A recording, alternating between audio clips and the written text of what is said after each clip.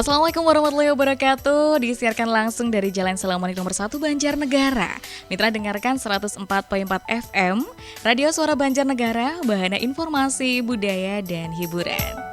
Hai, good pagi, selamat morning untuk mitra yang masih stay tune bersama kami di frekuensi kesayangan Anda 104.4.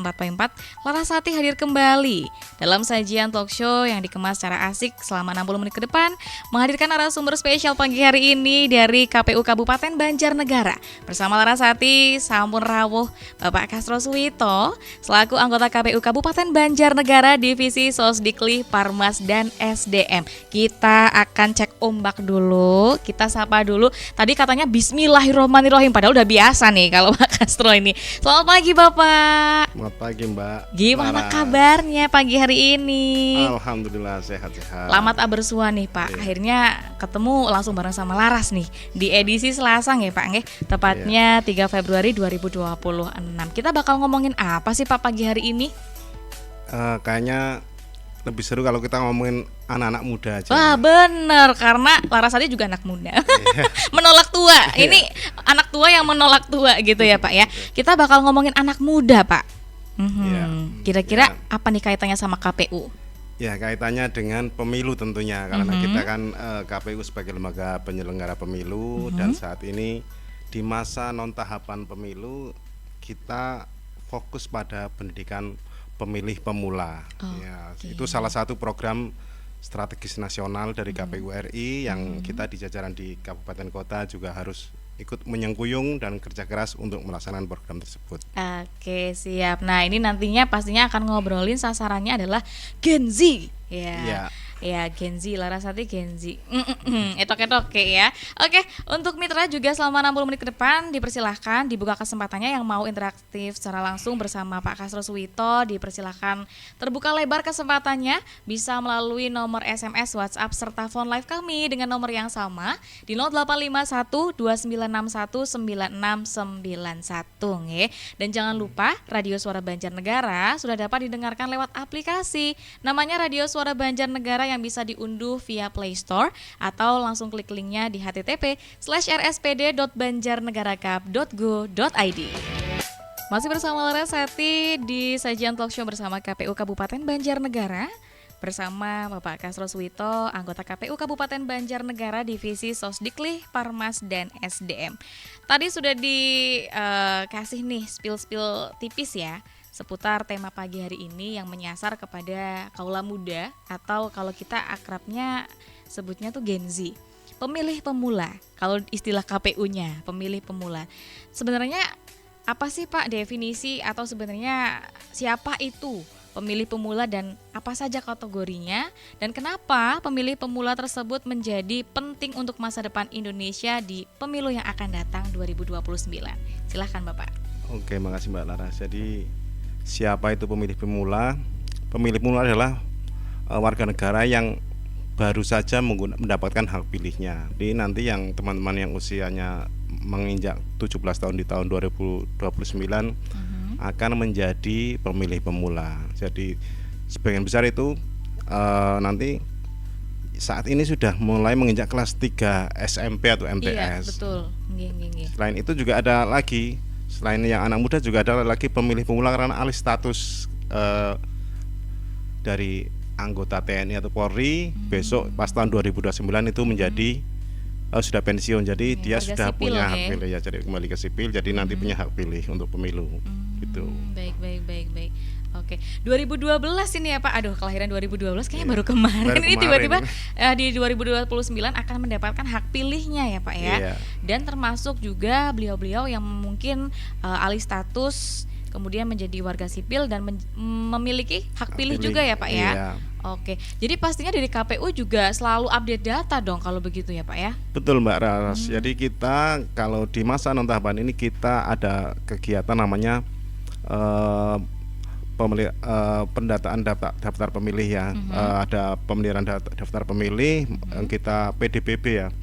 Jadi kita berkelanjutan program itu setiap triwulan kita adakan coktas atau pencocokan dan penelitian data penduduk terbatas. Jadi yang kemarin belum masuk data pemilih, kita dengan mengupdate itu informasi kelahiran tahun sekian udah masuki usia 17, kita update data tersebut. Jadi setiap tahun kita bertambah. Terus mengapa ini generasi muda kita anggap penting itu, Mbak? Jadi Iya, betul. karena dari pemilu tahun 2024 kemarin, hampir 60% pemilih di Banjarnegara itu adalah generasi kemarin, berarti di atasnya milenial, Iya, generasi Gen X ya. Gen X.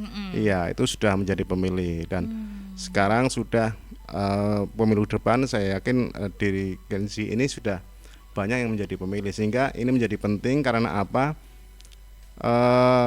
Pemilih ini yang akan menentukan siapa pemimpin kita, baik di tingkat kabupaten, kota, provinsi maupun di tingkat nasional.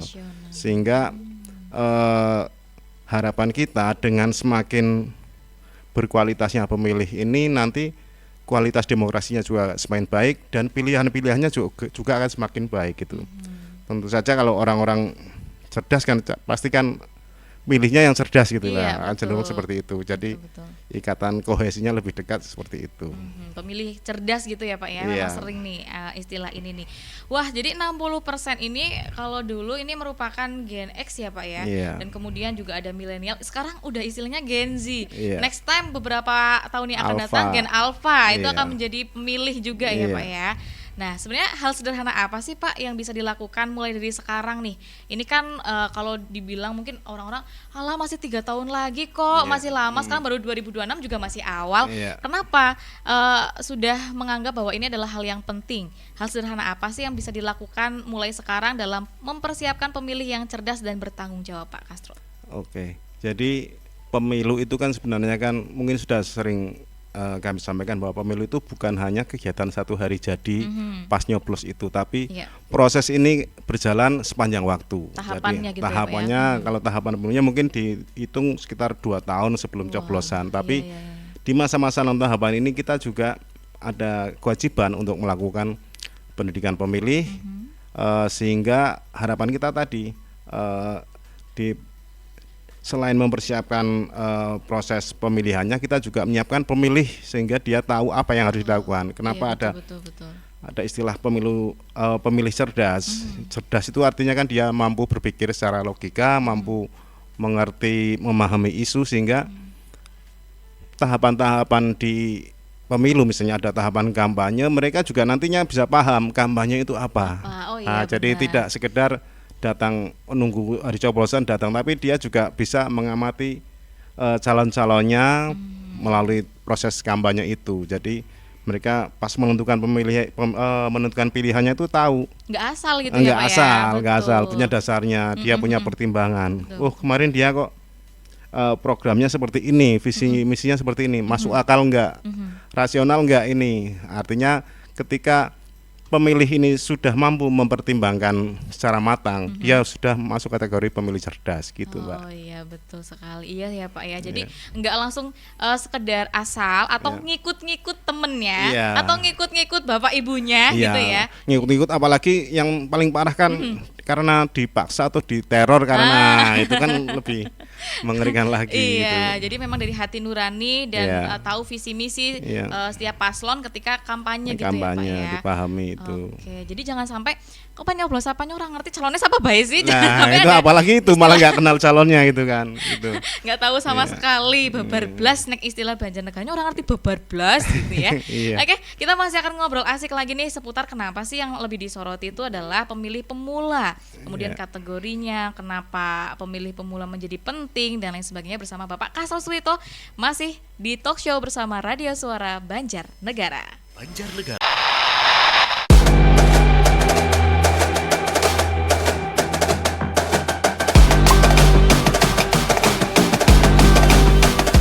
Masih di talk show bersama KPU Kabupaten Banjarnegara. Ada Bapak Castro Suwito dari Divisi Sosdiklih, Permas, dan SDM. Tapi sebelum kita lanjut ke tema perbincangan nih Pak, kan kalau ngomongin jabatan Pak Castro Suwito ini ada Divisi Sosdiklih, Parmas, dan SDM, barangkali pendengar dan naras belum paham nih, apa sih Pak Sosdiklih, Parmas, dan SDM ini bidang apa? Monggo Pak. Oh ya, jadi kalau kita di KPU Banjarnegara Mhm. itu ada 5 anggota dan lima anggota sekaligus satu ketua. Jadi 5 orang ini ada yang satu ketua merangkap divisi KUL atau keuangan umum dan kelembagaan. Terus Mhm. kedua ada divisi hukum dan pengawasan. Mhm. Ketiga ada divisi teknis penyelenggaraan pemilu.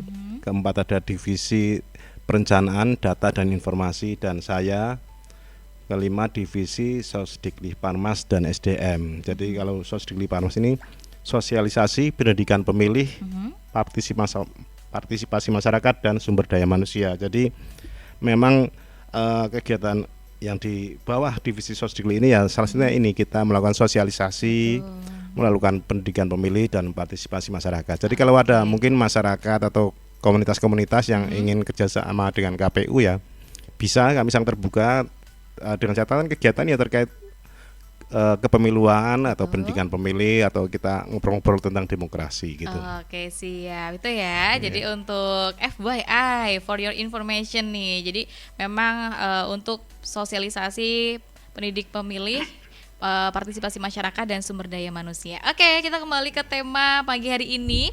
Kita tadi lagi ngomongin soal pemilih pemula. Selalu disoroti Gen Z kalau untuk saat ini di era media sosial nih Pak. Sekarang kan banyak ya yang kayaknya nggak ada satu orang pun yang melewatkan media sosial.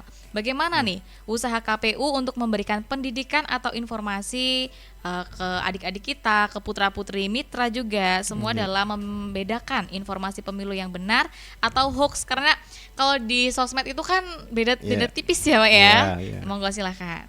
Ya, memang kita di era kekinian nggak bisa lepas dari namanya media sosial. Betul. Hampir semuanya sekarang tidak hanya personal, setiap lembaga pun juga harus punya media sosial. Betul. Bahkan media massa pun sekarang juga harus punya media sosial. Jadi memang itu untuk memperluas jangkauan, terutama kalau bagi kami di KPU adalah memperluas jangkauan untuk menyampaikan informasi. Tadi betul disinggung Mbak Laras, kalau di dunia maya itu kan memang kalau kita nggak punya filter, nggak punya penyaringan itu nanti bisa bias antara mana yang fakta, mana yang informasi sebenarnya dengan yang namanya hoax itu atau informasi bohong atau yang kadang cenderung provokatif lah. Itulah kenapa karena berdasarkan pengalaman pemilu-pemilu sebelumnya banyak hoax atau informasi bohong ini menyebar saat-saat tahapan pemilu itu. Nah, itu tujuannya untuk mendiskreditkan pihak lain, misalnya calon lain. Mungkin itu tidak dilakukan oleh calon atau peserta pemilu, tapi dilakukan oleh pendukung atau simpatisan. Tapi itu kan menjadi sampah informasi yang bisa mengganggu. Pertama, selain bisa memecah belah tentunya ya, itu bisa memecah belah masyarakat, juga itu bisa mengganggu konsentrasi pemilih untuk mendapatkan pemahaman yang jernih untuk memahami tadi visi misinya calon tertentu. Nah, itulah kenapa kami menganggap bahwa media sosial ini sangat penting bagi kami KPU Banjarnegara untuk bisa menyentuh atau datang langsung ke masyarakat. Mungkin kalau kita event-event tertentu kan kita harus mengumpulkan orang, mengundang. Tapi melalui media sosial ini kan kita bisa masuk ke ruang-ruang pribadi, bisa sambil selonjoran, sambil sambil tiduran, lah itu kan bisa membuka media sosial. Mengapa itu penting bagi kami? Sehingga tentu saja kita kembali ke tema kita bahwa kita ingin menyasar anak-anak muda. Kita juga harus belajar Kita harus belajar bagaimana menyelesaikan dunianya anak muda. Iya, bener banget. Mungkin kalau usia saya mungkin bikin konten yang kekinian mungkin kurang mengikuti lah. Kan sekarang kan untuk musik tertentu juga ini yang lagi tren, ini musik ini lah itu. Lah itulah kenapa teman-teman kami yang anak-anak muda di KPU Banjarnegara ya kita optimalkan untuk membuat konten-konten yang lebih menyentuh dengan suasana kekinian itu, sehingga harapan kita semua ya informasi yang kita sampaikan itu nanti bisa sampai ke sasaran kita, terutama anak-anak Gen Z ini, Mbak, gitu, Mbak. Oke, jadi biar lebih mengena ya di Iya. sasaran ya, tepat gitu. Enggak kayak ini vibes-nya kayak vibes old gitu ya. Kalau yang sekarang vibes-nya yang vibes seger-seger Gen Z, Iya. tiba-tiba yang bikin konten vibes old gitu ya. Iya. Nah, jadi memang benar sekali Pak Kasro tadi ungkapkan bahwa sekarang di era digitalisasi semua serba digital, medsos gitu ya.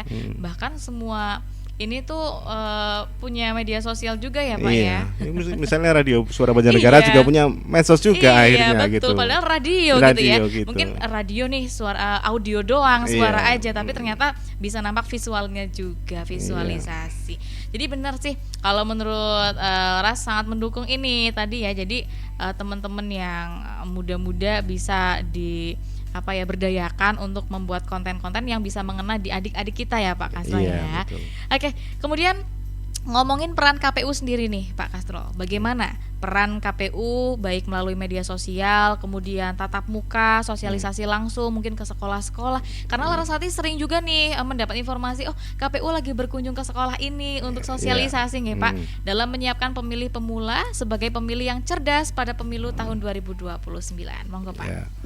Ya, memang selain tadi sudah kita singgung terkait bahwa kita datang ke ruang-ruang pribadi melalui media sosial, kita juga masih aktif tatap muka, mendatangi terutama tadi teman-teman di sekolah-sekolah itu melalui kegiatan pendidikan pemilih.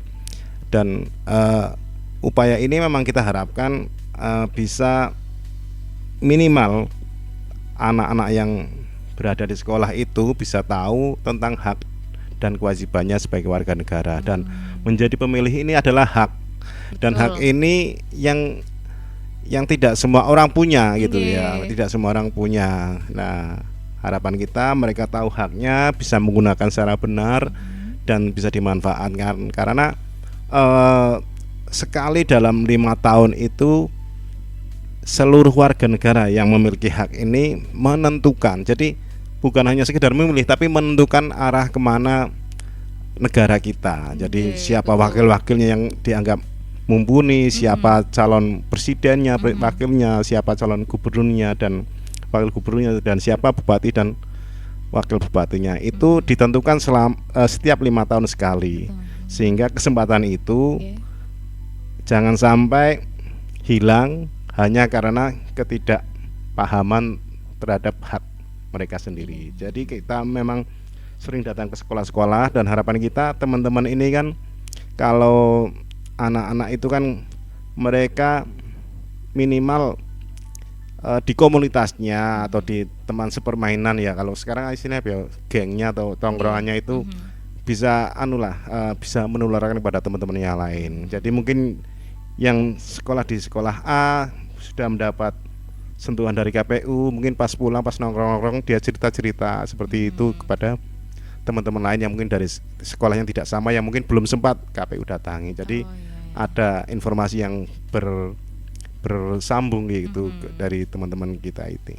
Oke, jadi berkesinambungan dan mungkin bisa saling memberikan informasi, satu circle ya Pak ya. Iya, circle-nya itu. Iya, itu bahasanya circle Circle, Pak. iya, nih. betul. Ya, kita dulu satu tongkrongan, Tongkrongan, satu ya. geng. Kalau sekarang bukan geng, Pak, circle ya.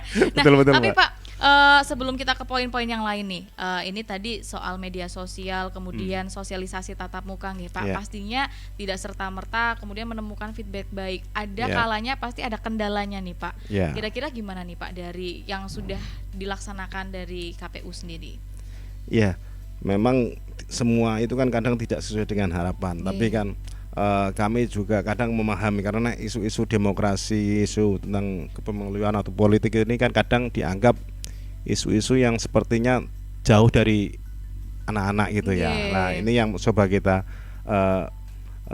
kasih paham kalau sekarang. Iya, istilahnya kasih paham. Kasih paham bahwa betul. bahwa urusan demokrasi itu ya urusan mereka juga gitu, tidak hanya urusan orang tua gitu ya, yang bahwa mereka juga misalnya karena sekarang mereka menempuh pendidikan, bukan berarti mereka juga acuh terhadap hal-hal yang berkaitan dengan demokrasi. Misalnya sekolah negeri sekarang semuanya gratis gitu kan, SU-nya gratis. Itu sering saya contohkan. Itu kan tidak serta-merta karena di digratiskan aja. Wong dulu kita kan bayar ya. Bayar, betul. Bayar ada SPP bulanan seperti apa. Sekarang SPP-nya gratis.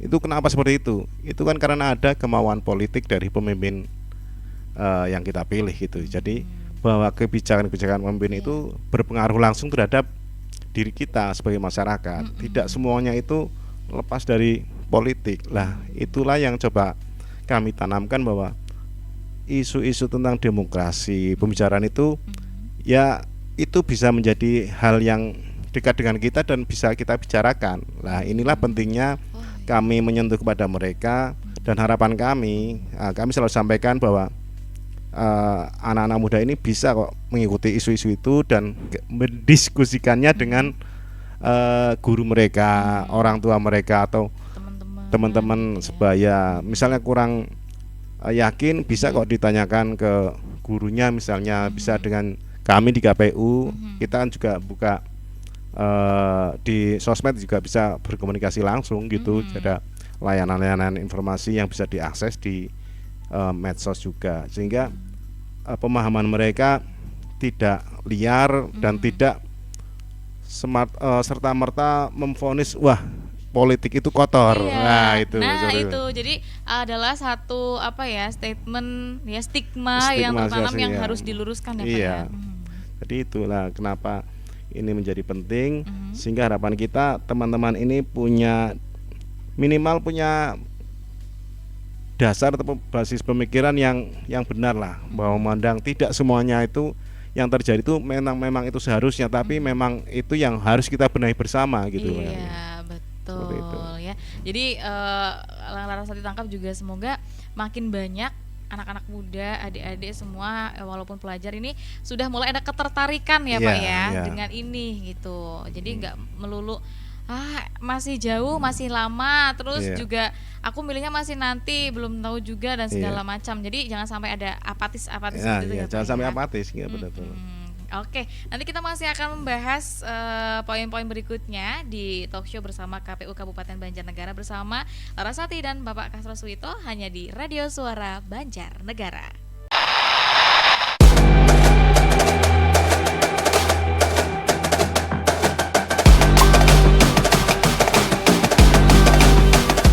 Satu persembahan dari Niji dengan Bila Aku Jatuh Cinta.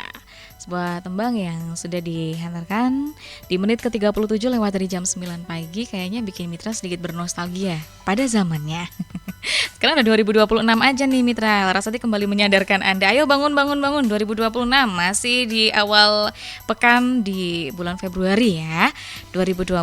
Semoga segala aktivitas dapat berjalan dengan lancar sambil dengerin talk show bersama KPU Kabupaten Banjarnegara. Pak Castro, ini pertanyaan berikutnya soal tadi ya, kita kan menyasar kaula muda Gen Z untuk menjadi pemilih pemula di pemilu 2029. Pastinya nggak lepas dari yang namanya apatis lah, wong kadang yang bukan pemilih pemula pun kadang ada yang apatis, kadang ada yang nyorapan milih, ada yang seperti itu, yang itu juga berpotensi menyebarkan virus-virus itu juga ke anak-anak muda di sekitarnya. Gimana nih Pak, kalau melihat teman barangkali atau lingkungan sekitar yang bersikap apatis terhadap pemilu? Silahkan Pak Castro. Iya, memang kadang situasi yang terjadi memang efeknya berdampak pada para pemilih ini yang akhirnya mungkin ada kapok milih, malas milih lah, seperti itu.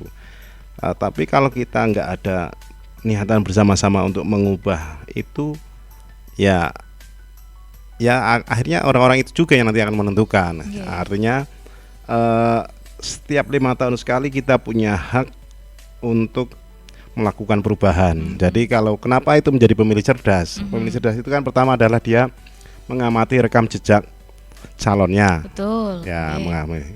Misalnya dia kemarin pas menjabat, gimana sepak terjangnya, apa saja program-programnya bisa dilaksanakan, bagaimana perjuangannya. Terus selain mengamati sepak terjang, rekam jejak, juga dia mengamati visi misinya tadi sudah kita sampaikan. Terus selanjutnya adalah pemilih cerdas ini dia harus mampu menyaring informasi itu tadi, tidak terpengaruh hoax itu tadi udah kita singgung juga ya. Menyaring informasi yang benar, tidak terpengaruh oleh ini itu. Yang terakhir ya tadi, tidak terpengaruh, misalnya tadi yang sering kita dengar adalah isu money politik gitu ya. Iya betul, money politik. Isu money politik ini sering kita dengar, tapi banyak juga yang mengaku menerima, tapi ini memang menjadi salah satu virus juga. Kita pingin calon terbaik, tapi ada apa ya? Ada kepermisifan menganggap lumrah bahwa untuk memilih seseorang ya wani piro itulah. Itu yang coba kita kikis itu. Kalau mungkin teman-teman pemilih ini punya kesadaran yang baik bahwa untuk menjadi pemilih yang untuk mendapatkan pemimpin yang baik itu adalah dengan cara yang baik, dengan pemimpin yang berkualitas baik juga, ini makanya ini terus kita gemakan. Jangan sampai akhirnya itu menyesal ketika siapa memimpin kok ini nggak seperti yang diharapkan. Karena ada anggapan bahwa memilih tidak memilih sama saja. Itu toh besok kita cari makan sendiri gitu, seperti itu. Padahal enggak, kita menitipkan suatu kekuasaan yang besar kepada orang-orang tertentu selama 5 tahun sekali. Itu kita harus benar-benar selektif gitu. Jangan sampai mungkin kita memang kerja sendiri, misalnya cari makan sendiri, tapi ada hal-hal lain yang juga itu sangat terpengaruh oleh keputusan politik. Nah, itulah gunanya kita memilih, menentukan orang-orang yang tepat untuk duduk di kursi yang tepat gitu, Mbak. Jangan apatis lah. Iya, jangan sampai apatis lah ya, jangan sampai cuek-cuek. Kamu dicuekin juga nggak mau, kenapa kamu cuek-cuek ya? Jadi jangan sampai itu tuh tadi istilah money politik. Kalau kita juga kan nggak suka diserang-serang ya Pak. Jadi nggak usah seneng serangan fajar juga. Kamu kan nggak suka diserang kan? Ya, kita ciptakan pemilu yang bersih. Terus juga, nah itu tadi. Ekspektasinya ya, karena nyong ya mangan sega ngisun juga saya mangan sega padahal kayak biasa. Jadi ada hal-hal yang kemudian ketika berganti pemimpin, barangkali siapa yang kita pimpin itu pengaruh paparan kebijakannya tuh kita juga terpapar dan ikut merasakan ya Pak ya. Betul. Oke, nah jadi itu tadi ya pesannya untuk jangan sampai deh ada teman-teman lingkungan atau bahkan keluarga sendiri yang bersikap apatis ya. Mulai kita kasih pencerahan ya Pak ya. Kalau kurang cerah dobori apa ya Pak ya?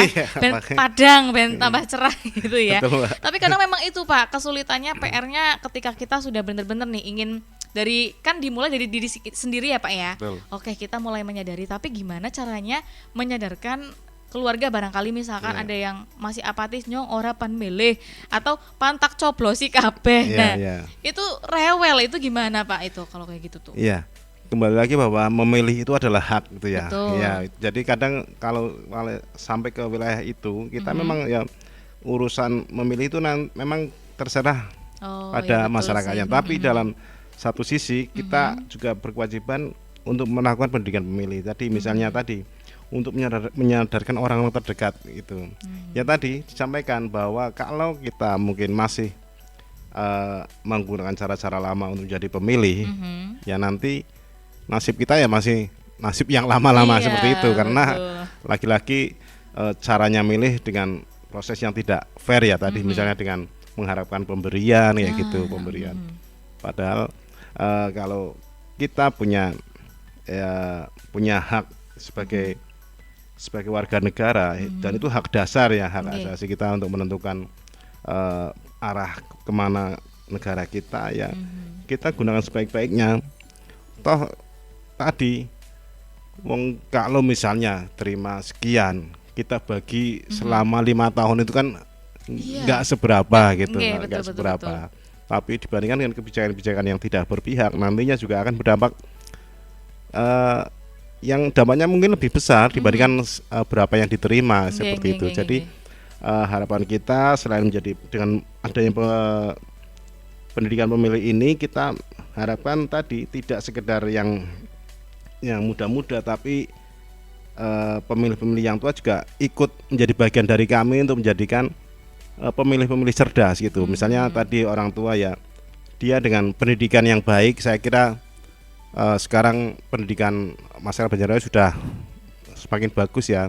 Banyak anak-anak muda juga kuliah Betul. di luar Banjar, di Banjar juga sudah banyak kampus gitu. Dan orang-orang tua juga saya yakin banyak yang sudah melek informasi. Betul. Marilah kita bareng-bareng kita menyelamatkan generasi kita, anak-anak kita nanti menjadi pemilih yang baik, sehingga ya cita-cita negara kita menjadi negara yang adil makmur itu bisa tercapai melalui sistem demokrasi yang kita anut bersama setiap 5 tahun sekali untuk milih siapa pemimpin kita gitu. Oke, siap. Oke, itu tadi ya sudah dijabarkan oleh Pak Castro nih ya, bagaimana sih kita menyikapi jika ada nih barangkali teman keluarga di lingkungan sekitar yang masih apatis terhadap pemilu ini ya. Oke, nanti di sesi akhir kita masih bakal ngobrol bareng sama Pak Castro, jadi stay tune terus hanya di 104.4 FM Radio Suara Banjarnegara.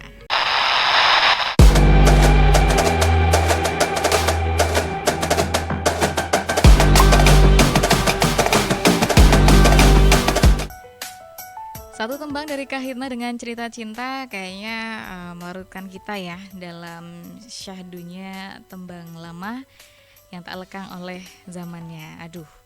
Ya, kita masih ngobrolin di talk show pagi hari ini, ngobrolin seputar menyiapkan pemilih pemula sebagai pemilih cerdas dalam menyongsong pemilu tahun 2029. Nah, sampai sesi akhir nih Pak Castro tentang penyampaian harapan yang barangkali ingin disampaikan untuk orang tua atau untuk pemilih pemula itu sendiri yang sekarang mungkin masih di bangku SMP tadi ya Pak ya, di menyongsong pemilu yang akan datang supaya pemilu 2029 berlangsung luber jurdil ini Pak Castro. Monggo silahkan. Ya, sebelumnya kami ucapkan terima kasih kepada Radio Suara Banjarnegara dan teman-teman di sana tadi yang banyak menyapa. Ada Mbak Nurul, Pak Arso, saya baca lagi ya tadi. Terima kasih. Harapan kami di KPU Banjarnegara sebagai bagian dari masyarakat Banjarnegara dalam penyelenggaraan pemilu, tentu kita berharap masyarakat semakin sadar akan hak-haknya sebagai warga negara, sebagai masyarakat sipil. Jadi menggunakan hak suara itu memang terserah dari panjenengan semua, tapi membiarkan itu tidak digunakan juga bisa berdampak fatal bagi jenengan semua. Jadi harapan kami, gunakan hak itu sebaik-baiknya, pahami prosesnya, kita juga kritisi ketika tidak ada ketidaksesuaian. Jadi kalau kami di KPU Banjarnegara memang sebagai penyelenggara, dan itu tugas yang melekat adalah pendidikan pemilih. Harapan kami melalui tugas-tugas seperti ini kita bisa berbagi, sharing, dan berkolaborasi. Kalau sekarang ini kita nggak bisa jalan sendiri, Mbak. Sekarang eranya kolaborasi, sehingga kami sangat terbuka dengan pihak-pihak lain dari ormas atau maupun komunitas. Tadi beberapa teman juga sempat share, kapan Mas kita collab sama komunitas musik gitu ya. Ini kan artinya ada respon yang baik, sehingga harapan kita ke depan masyarakat ini bisa mendapatkan informasi yang baik, informasi yang benar, bagaimana penyelenggaraan pemilu, bagaimana menjadi pemilih yang cerdas tadi, yang pemilih yang rasional, menggunakan berdasarkan pertimbangan yang matang, tidak karena pengaruh lain-lain gitu. Harapan kita masyarakat yang sudah tahu ini juga bisa berbagi, share dengan yang lain. Kalau ini teman-teman di Gensi ini tadi ya, di circle-nya juga bisa ngobrolin demokrasi, nggak apa-apa itu. Harusnya yang ngobrol demokrasi itu ya keren gitu. Jadi kita juga sangat welcome, sangat terbuka ketika ada teman-teman komunitas main ke KPU atau menawarkan kerjasama untuk kegiatan bareng gitu. Karena kita yakin sesuatu yang kita menjadi concern kita bersama ini akan jalan kalau kita punya semangat yang sama dan punya, apalagi tadi kita berkolaborasi. Sekarang mungkin kita punya medsos sendiri, kita punya media yang lain sendiri, tapi kita juga memang menganggap perlu kolaborasi ini kita dengan teman-teman mungkin influencer lokal ya, dan komunitas-komunitas lokal kita sering berkomunikasi, dan tentu saja dengan pemerintah daerah dalam ini Dinas Komunikasi dan Informatika di Banjarnegara melalui teman-teman di Radio Suara Banjarnegara. Memang berbagai program dan kegiatan ini kita masifkan di tengah masa-masa non tahapan. Tentu saja